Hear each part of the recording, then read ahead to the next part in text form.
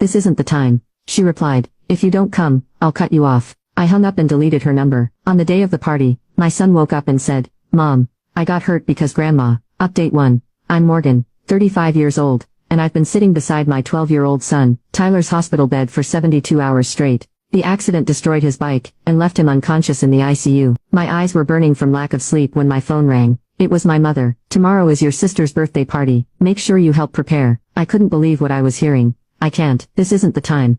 Her response chilled me to the bone. If you don't come, I'll cut you off. I hung up and deleted her number. Where are you watching from today? Hit like and subscribe to hear what my son said when he finally woke up on the day of that party. Growing up in our pristine suburban home in Connecticut, I learned early that perfection was the only acceptable standard. My mother, Barbara, ruled our household with impossible expectations and conditional love. From the beginning, it was clear that my younger sister Vanessa was the golden child. With her natural talent for piano, straight A report cards, and effortless social grace, she embodied everything my mother valued. I wasn't a bad kid by any measure. I got decent grades, played soccer, and kept out of trouble. But in Barbara's eyes, I was perpetually insufficient. Why can't you be more like your sister? Became the soundtrack of my childhood. If Vanessa brought home an A, my B+ was a disappointment. If she won first place in the talent show, my third-place soccer tournament trophy barely earned a glance. Dad worked long hours at his accounting firm, and often traveled for business. When he was home, he tried to buffer Mom's criticism, but he was no match for her iron will. Your mother just wants what's best for you, Morgan, he'd say with a tired smile. But what she thought was best for me was becoming a carbon copy of Vanessa. By high school, I'd given up trying to compete. Instead,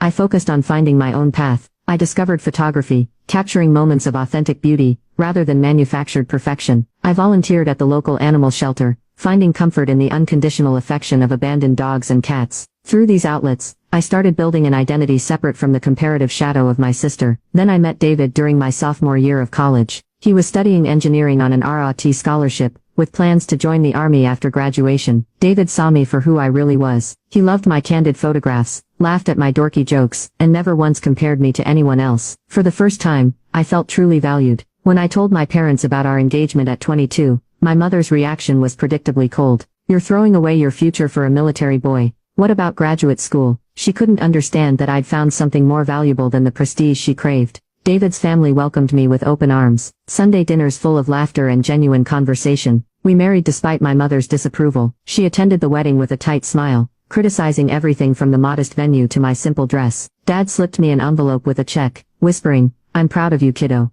When Mom wasn't looking, Tyler came along a year later, a perfect baby boy with David's curly hair and my green eyes. Even Barbara seemed to soften around him, though she couldn't resist suggestions about his care. You're holding him too much, Morgan. You'll spoil him. Or that pediatrician doesn't seem very experienced. You should see Dr. Roberts instead. For 7 years, we made it work. David deployed twice, and during those long months, I sometimes relied on my parents for help with Tyler. Each time it came with strings attached, and streams of criticism about my parenting, my career choices as a part-time photographer, and my cluttered apartment. Then came the day that shattered our world. 2 officers at my door, solemn faces, a folded flag. David wouldn't be coming home from Afghanistan. Just like that, I was a 29-year-old widow with a 5-year-old son, who couldn't understand why Daddy wasn't answering his video calls anymore. Grief consumed me, but Tyler needed stability. I moved us to a smaller apartment, took a steady job as a school administrative assistant, and learned to be both mother and father to my bewildered little boy. David's life insurance and military benefits kept us afloat financially, but emotionally we were drowning. My mother's response to our tragedy was to intensify her control. You should move back home, Morgan. You can't raise a boy alone. When I refused, she found other ways to undermine me. She'd buy Tyler expensive gifts I couldn't afford, then remind him, Mommy can't give you these things, but Grandma can. She'd schedule activities during my limited time with him, then make me the villain when I objected.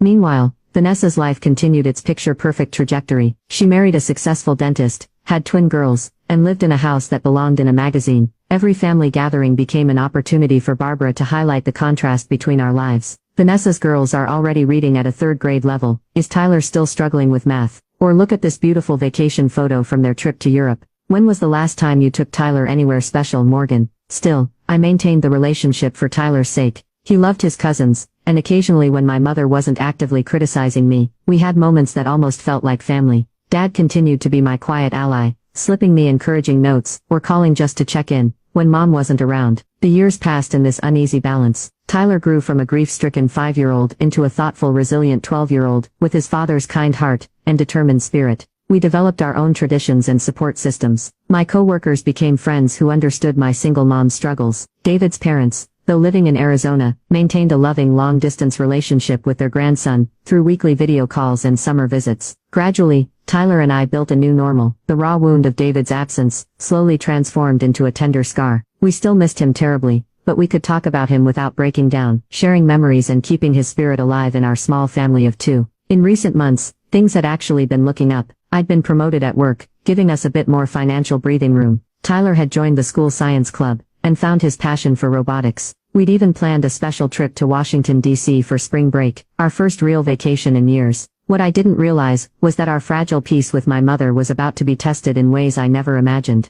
And when the moment of truth arrived, I would finally have to decide. Would I continue the cycle of seeking approval I'd never receive, or would I find the courage to protect what mattered most, even at the cost of family ties? Now you can watch the second part, by pressing share.